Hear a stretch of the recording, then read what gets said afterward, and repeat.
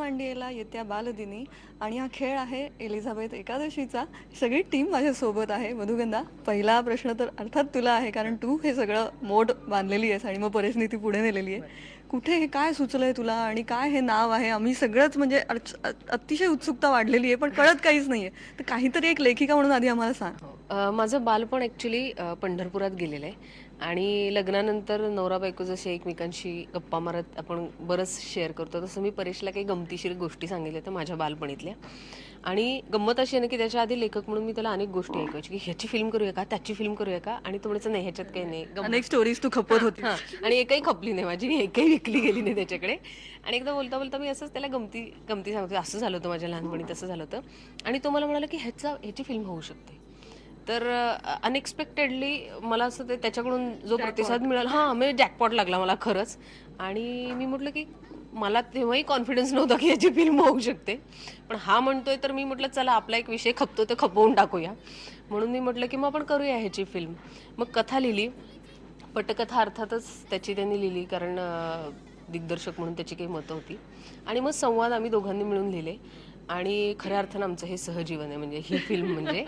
आणि नेहमीप्रमाणे आपल्याकडे प्रोड्युसरचे प्रॉब्लेम असतातच आणि वेगळ्या विषयाला हात घालायला निर्मात्यांना भीती वाटते.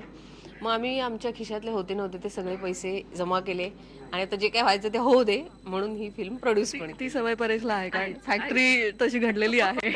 आता जरा सोपं गेलं.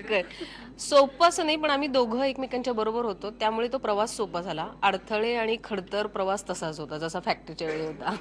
खूप छान. आणि हे पंढरपुरातनं हे सगळे हिरे तुम्ही शोधून काढलेले आहेत. हे कधी, हे किती गोड आहेत, इतके म्हणजे पाहूनच असं एक आत्मीयता येते, एक प्रेम निर्माण होतंय. कुठेही शोधलेत हे सगळे? ही बरीचशी बहुतांशी मुलं पंढरपूरचीच आहेत आणि फक्त श्रीरंग सोडला, श्रीरंग पुण्याचा आहे आणि त्यांनी याच्यापूर्वी फिल्ममध्ये काम पण केलेलं आहे. पण ही मुलं फर्स्ट टाइमर आहेत, म्हणजे ह्यांनी कधीच कॅमेरा फेस केलेला नाही आयुष्यामध्ये. सिनेमाची झलक पाहिल्यावर असं वाटत नाही. ही मुलं फार ब्रिलियंट आहेत आणि एवढं टॅलेंट आहे या मुलांमध्ये परफॉर्मन्सचं, ह्याची आम्हालाही कल्पना नव्हती. पण परेशला ती नजर आहे आणि परेश फारसे ऑडिशन्स वगैरे घेत नाही कधी. त्यांनी ओळखलं की ही मुलगी माझी झेंडू आहे, हा मुलगा माझा गण्या आहे आणि श्रीरंग ज्ञानेश आहे. आणि त्यांनी ते कास्ट केलं आणि मी जरा घाबरलेली होते, कारण ते अजिबात कॅमेरा फेस न केलेली मुलं फिल्मची मेन कास्ट असेल तर तेव्हा आपल्याला असं वाटतं की अरे ती गॅदरिंगचा अभिनय करतील का किंवा खोटा परफॉर्मन्स करतील का, कारण आपण अनेक नाटकी अभिनय करणारी लहान मुलं बघतो कारण त्यांना चांगला दिग्दर्शक मिळाला नसतो.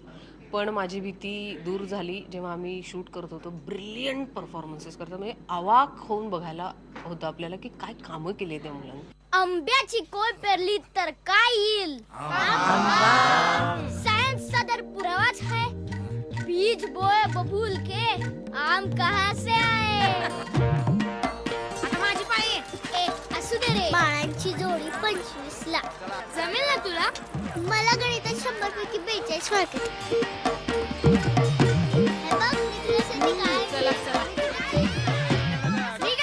शिव्या किती देतोस? कोणची? फुकणीच्या? आता फुकणीच्या म्हणजे काय शिव्या आहे का? ती फुकणी नसती का चुलीची? श्रीरंग, अतिशय गोड तू तिथे सायकलवर बसलेला आम्हाला दिसतोयस. आणि जसं मधुगंधाताई म्हणाली की एका छोट्या सिनेमात तू केलं होतंस आधी काम, पण हा सिनेमा खूप मोठा होता आणि तू यासाठी परेशदादासोबत, मधुगंधाताईसोबत कसा रमलास? कसं तुलासाठी हा कसा अनुभव होता? पहिल्यांदा जेव्हा मी म्हणजे परेश काकाला बघितलं तेव्हा मला तो थोडासा विचित्र माणूस वाटला. पहिली विकेट माझीच गेली हा शब्द ऐकून.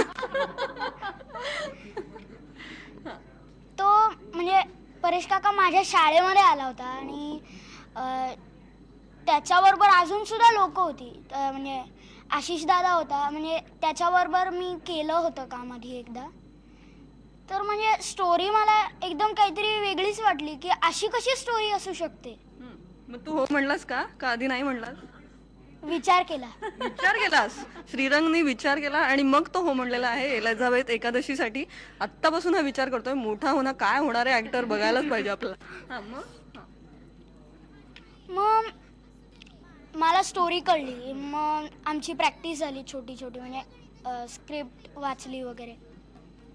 मग थोडी थोडी मजा यायला लागली होती, कारण स्टोरीमध्ये जोक आहेत म्हणजे झालेले आहेत, त्यामुळे थोडी थोडी गंमत यायला लागली होती. माझं शूट झालं. असं शूट झालं. आणि मग सायली, तुम्ही दोघांनी कसं एकत्र काम केलं? तूही विचार केलास का हो म्हणताना सिनेमासाठी? माझ्यासाठी खूप वेगळं होता. हा प्रवासच खूप वेगळा होता. आधी मला ह्याच्यातलं काही माहीत नव्हतं. म्हणजे आमच्या शाळेतल्या एका सरांनी बाबांना सांगितलं की असं असं आण तिला बघू. मग मी गेले आणि माझ्या हे काही डोक्यात नव्हतं. मग तरी पण मला मिळाली. मी विचार वगैरे काही नाही केला. या 2 मुलांची आई आहेस तू नंदिता. खूप तुला आधी शतशः प्रणाम. आणि या दोघांना मी आता 5 मिनिटं कसं झेललंय मला माहितीये. अख्ख्या सिनेमात कशी साथ दिलीस तू यांना कशी साथ दिलीस? हो ॲक्च्युली म्हणजे मला अजूनही आठवतं पहिला दिवस जेव्हा मला इंट्रोड्यूस केलं की ही तुझी मुलगी आहे. म्हणजे श्रीरंगने आणि मी एकत्र काम केलेलं आहे ह्याच्या आधी. आम्ही एक शॉर्ट फिल्म केलेली, त्यामुळे आमची व्यवस्थित ओळख होती. आणि तर जेव्हा मला मधू म्हणाली की अशी अशी एक पंढरपूरची मुलगी आणि खूप चुणचुणीत आहे वगैरे आणि आपण भेटू, तर पंढरपूरला गेल्यावर जेव्हा आम्ही भेटलो तेव्हा पहिलं तर तिने मला असं टॉप टू बॉटम बघितलं की अच्छा ही का बरं म्हणजे असं तिला थोडा वेळ लागला अप्रूव्ह करायला. तुझी ऑडिशन? हो हो हो. ती म्हणजे परेश सरांनी माझी ऑडिशन घेतली नाही, पण तिने थोडा वेळ घेतला अप्रूव्ह करायला. बरं ठीक आहे, हिच्यावर मला जुळवायचंय का असं. आणि नंतर मग हळूहळू जसं जसं गप्पा वाढत गेल्या, रॅपो आमचा वाढत गेला, तर मग तर आम्ही खूप धमाल केली आहे. अख्खी फिल्मभर खूप मजा केली. जप्ती तर करावीच लागेल. 12शी पर्यंत पेपर करत नाही. 5,000 भरा आणि मशीन द्या. कुणाकडे मागायचे ग आता? दुकान टाकू वरी. तू मला शहाणपणा शिकवू नकोस. ते स्वयंपाकाचं दिवसाचे 500 ना. पितळाची भांडी वापरतच नाही आपण, त्याचे 400-500 येतील. काका त्या आईने 500 सांगितलं अरे तो. देतो बाळा, काय गडबड आहे? झाले 3000, 2000 कमीच पडते. एलिझाबेथ काढावीच लागणार. आई नको ना. तू खूप चांगली कामं आम्ही तुझी बघितलेली आहेत, पण या सिनेमात तूही अजून काही वेगळी घडलीस? हा सिनेमा म्हणजे माझ्यासाठी खूपच टर्निंग पॉईंट होता. खूपच वेगळा एक्सपिरियन्स होता. एक तर परेश सरांबरोबर काम करायची मला फार उत्सुकता होती, पण जेव्हा हे प्रोसेस चालू झाली तेव्हा एका पॉईंटला मला इतकं आणि परेश सर इतके पेशंट आहेत की हां बरं ठीक आहे, नाही जमत आहे का, बरं आपण परत करूया. आणि त्यांना पाहिजे ते करून घेतात बरोबर, पण आपण खूप इम्पेशंट होऊन जातो की बापरे आपल्याला जमतंय नाही जमत आहे, असं खूप इन्सिक्युरिटी यायला लागलं. हे मला खूप होत होतं. आणि पण by the end of it जेव्हा मी ॲक्च्युली फिल्म बघितली तेव्हा मला असं झालं की ओके यार झालंय काहीतरी हे. आणि हे पूर्ण क्रेडिट त्यांचं आहे की त्यांनी माझ्याकडनं ते करून घेतलं की तो आनंद तुझ्या चेहऱ्यावर आताही दिसतोय. आणि आता आपण जरा डॉनला भेटूया. तो एवढ्या वेळ शांत बसलेला आहे, पण आता याला डॉन का म्हणतात हा मला प्रश्न पडलेला आहे. का तुला डॉन का म्हणतात? कारण हा एक जो मुलगा आहे तो लहानपणापासून त्याचे वडिलांची एक पानपट्टी आहे आणि पानपट्टीत त्यामुळं असं गावंढळ थोडं बोलणं, त्यामुळं म्हणजे जे आपण शुद्ध शब्द बोलतो ते गावंढळ पद्धतीत बोलला आहे. एखादा संवाद सांग ना. की आपण मला पण पाहिजे असं म्हणतं, मला बी पाहिजे असं आपण जे म्हणतो गावंढळ, तसं मग त्याचा माझ्यावर पण परिणाम होतो. आता बाप असं आहे म्हटलं बाप से बेटा सवाई म्हणतात असं आपण. तर हा मुलगा गल्लीत शिवाय देत फिरणारा, टपोरीगिरी करणारा हा एक असा मुलगा आहे, पण तो तसाच तितका दयाळू आहे आणि त्याला धंद्यामधलं बरंच कळतं. आणि त्यामुळं त्याची एक इमेज पसरली की अरे हा गण्या पंढरपूरचा डॉन खूप डेंजर आहे बरं का, हा खूप शिवाय देतो, त्याला जास्त नादी लागू नका असं एक. मग त्यामुळे एक बातमी पसरली गावात की हा एक पंढरपूरचा डॉन आहे. ते तुझ्याकडे पाहून आता मला कळलंच. मी मान्य केलंय तूच डॉन आहेस, दुसरं कोणीही नाही पंढरपुरात. पण आणि जसं हा सिनेमा, जसं या दोघांनी सांगितलं, तर तूही विचार केलास का हो म्हणताना का? आणि मग कसं नंतर पुढे सिनेमा कसं म्हणजे शूटिंग वगैरे तुला आवडलं का? नाही म्हणजे परेश सर जेव्हा ऑडिशन घ्यायला आले त्यावेळेस परेश सरांचं आणि मॅडमचं भाषण ऐकून वाटलंच नाही की विचार करून हो म्हणावं. डायरेक्टच मी ऑडिशन घेतलं. मी माझ्या वडिलांना पण विचारायला लागलो की बाबा मला घेतील का पण घेतलं.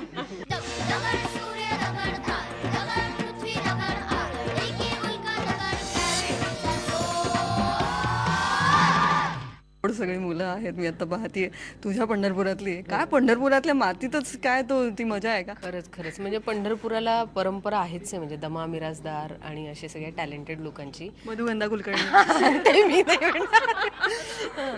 पण ही मुलं खरंच म्हणजे मला असं वाटत नाही की आपण एवढे लहान होतो तेव्हा एवढे स्मार्ट असो असं मला वाटत नाही, पण ही मुलं फार स्मार्ट आहेत. म्हणजे तो काळाचा आणि जनरेशनचाही भाग असेल, पण स्मार्ट खूप मुलं असतात. म्हणजे मुंबई पुण्यात आपल्याला खूप स्मार्ट मुलं मिळतात, पण टॅलेंटेड मुलं खूप कमी दिसतात आपल्याला. तशी ही अत्यंत टॅलेंटेड मुलं आहेत सगळीच. म्हणजे अजूनही आमची काही मंडळी नाही आहेत पंढरपुरातली, ह्यांचीच मित्रमंडळी, म्हणजे चैतन्य कुलकर्णी, चैतन्य बडवे, गँग. हां गँग आहे आमची अशी सगळी. ती गँग नाही, पण ती पण अत्यंत ब्रिलियंट मुलं आहेत. आणि जसं मला आता खूप उत्कंठा वाढलेली आहे, कार्तिकी वारीत शूटिंग केलं असं मला कळलेलं आहे. तर तेव्हाचा हा सगळा अनुभव कसा होता? तूही या सगळ्यांना घेऊन कसं, म्हणजे हे सगळं कसं झालेलं आहे, हा अनुभव मी प्रत्येकाकडून ऐकणार आहे. मला आठवणीने पण एकदम उसासा सोडायला झालाय, कारण पंढरपूरची वारी, गर्दी आणि तिकडच्या लोकांना ग्लॅमर आणि शूटिंगचं भयंकर आकर्षण असतं, वारकरी जे येतात ते. तर त्यावेळी आम्हाला फार सगळं कॉम्प्लिकेटेड आणि डिफिकल्ट झालं होतं शूट. प्रत्येक जण कॅमेऱ्यात बघत असतो. कॅमेरा बघत असतो. मग आम्ही खूप वेगवेगळ्या ट्रिक्स केल्या. आम्ही एक कॅमेरा घेतला आणि आमच्या डिरेक्शन टीममधली 2 टॅलेंटेड माणसं होती, ती अशी परफॉर्मन्स करू लागली गावठी असा, मारू का तुला वगैरे असं करून. आणि मग कुणीतरी शूट करतंय आणि लोकांना असं वाटायचं की इकडे शूटिंग होते, म्हणून सगळं लोकांचं अटेन्शन तिकडे होत असताना आम्ही बारीक तिकडे रस्त्यावरच असं शूट करत अशा खूप. मग आम्ही मोबाईल धरून उभे राहायचो. म्हणजे मी अनेक वेळा अशी मोबाईल धरून उभी राहिलेली की इकडे बघा शूटिंग चाललंय, मग ते आमच्याकडे बघायचे आणि तिकडे शूटिंग व्हायचं. तिथे एक वेगळं नाट्य घडत होतं. वेगळं म्हणजे एक फिल्मचं शूटिंग होत होतं आणि एक वेगळं नाटक इकडे घडत होतं. असं खूपच धमाल आली. कसं वारीतलं शूटिंग तुझं? तर काय, वारी तर दरवर्षी जात असशील वारीत, शूटिंग करताना कशी मजा? नाही म्हणजे खूपच मजा आली. कंटाळ येत होता, पण कधी बोर झालं नाही की बाबा चला बाई कधी संपते, कधी पॅकअप होते आणि कधी जातोय, असं कधी झालं नाही. आणि खूपच मजा आली सगळ्या टीम बरोबर आम्हाला.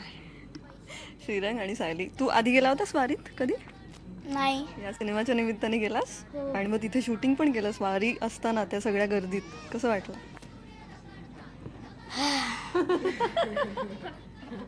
गण्या म्हणतं तसंच मला बोर कधी झालं नाही की शूट कधी संपतंय, पॅकअप कधी होतंय.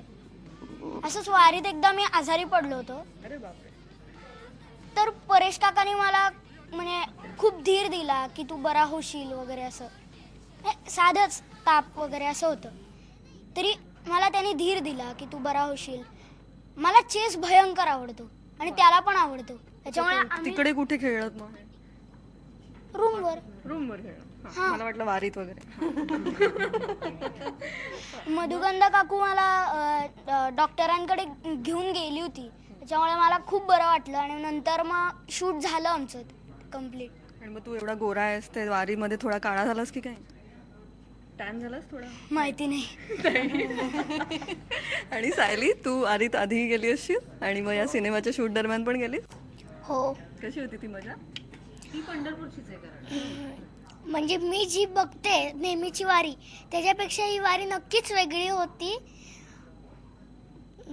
या वारीत मला खूप काही शिकायला मिळालं. वेगवेगळ्या ठिकाणी ॲडजस्ट करून कसं राहायचं हेही मला कळलं मधुगंधाताई आणि परेश काकांकडून. एवढंच.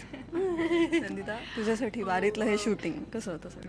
माझ्यासाठी एक तर पहिल्यांदा मी वारी ह्या निमित्ताने मला पहिल्यांदा वारी बघता आली, तर मला खूप एक्साइटमेंट होती त्याची.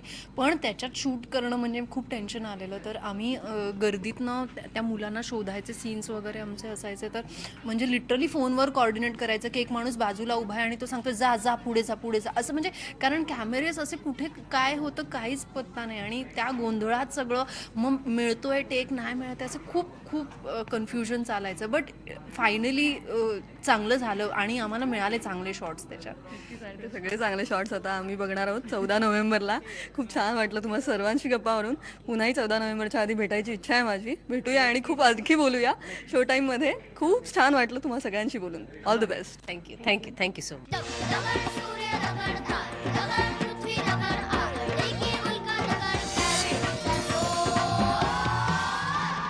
हरिश्चंद्राची फॅक्टरी या सिनेमानं जगभरात अक्षरशः मराठीचा झेंडा मिरवलेला आहे आणि त्यानंतर परेश मोकाशी आता नव्या सिनेमासह सज्ज आहेत, एलिझाबेथ एकादशी.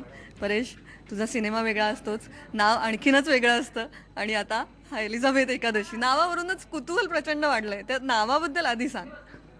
अरे बापरे, म्हणजे तू म्हणजे सिनेमात खुनी कोण वगैरे असं जे रहस्य असतं तसंच तू मला फोडायला सांगतेस.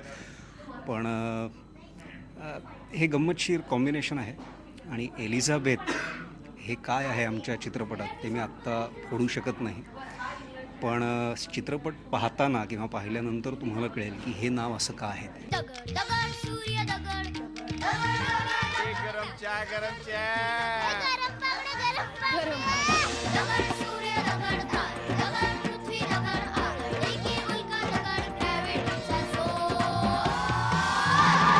मर टेन्शन हे गुरुत्वाकर्षण मर टेन्शन हे गुरुत्वाकर्षण मर गुरुत्वाकर्षण मर टेन्शन हे गुरुत्वाकर्षण.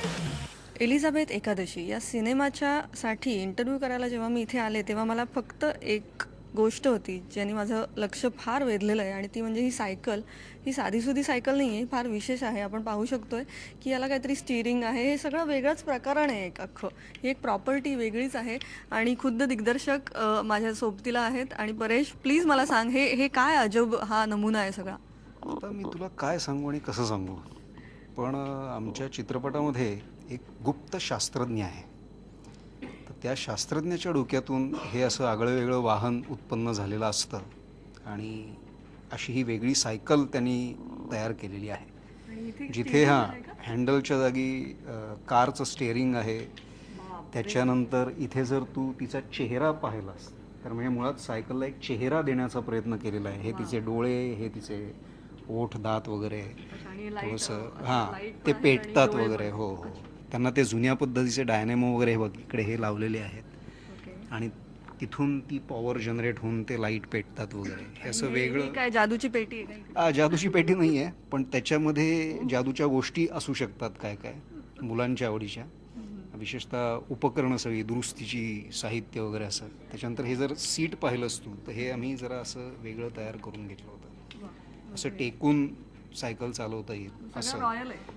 आणि परत हे इथे कसं वेगळ्या आकाराचं आम्ही कॅरियर तयार केलं होतं. गोल आहे. हां, म्हणजे इथे एक गोल आहे आणि इथे एक गोल आहे. तुला जर आपलं स्टार ट्रेक डोळे आठवत गोल असेल झाले तुला जर आपलं स्टार ट्रेक आठवत असेल तर स्टारशिप एंटरप्राइज नावाचं जे अंतरिक्षयान होतं त्या मालिकेमध्ये, तसं त्याचं एक मिनी सायकल रूप तुमच्यासमोर स्टार सायकल आहे. Star cycle.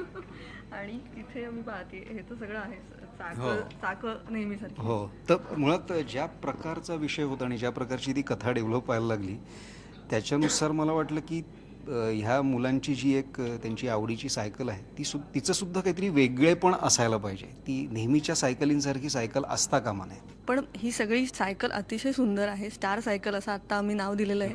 पण ही डिझाईन कोणी केली? हा, म्हणजे ते जे वर्णन मी लिहिता लिहिता करायला लागलो त्याच्यातूनच मग त्याचा आकार स्पष्ट होत गेला आणि त्याचं छोटंसं मी रेखाटन वगैरे केलं आणि मग आमचे डिझाईन केली. असं म्हणता येईल. म्हणजे माझ्यातला शास्त्रज्ञ इथपर्यंतच जाऊ शकतो, त्याच्या पुढे काही फार आपली मजल नाही, रिलेटिव्हिटी वगैरे, पण इथपर्यंत मी ते केलं. आणि मग आमचे IITतले मित्र आहेत आंबेकर नावाचे, तर त्यांनी आम्हाला मदत केली हे सगळं जुळवाजुळव करून द्यायला. मग त्यांच्या वर्कशॉपमध्ये काही काळ हे ॲडमिट होते आणि मग पुढे त्यांची डागडुजी होऊन आता तुम्हाला दिसते तशी दिसते. आता ही सायकल इथे उभी आहे पण ही चालते सुद्धा, म्हणजे ही प्रॉपर चालते. हो, चालणारी सायकल ही केवळ शोभेची सायकल नाही, चालणारी सायकल आहे. बरे, आता उत्सुकता आणखी वाढली आहे. सुद्धा सिनेमा तर पाहायचा आहे, सिनेमात सायकल काय काय करते तेही पाहायचं आहे. Thank you so much. थँक्यू. दगड सूर्य दगड तार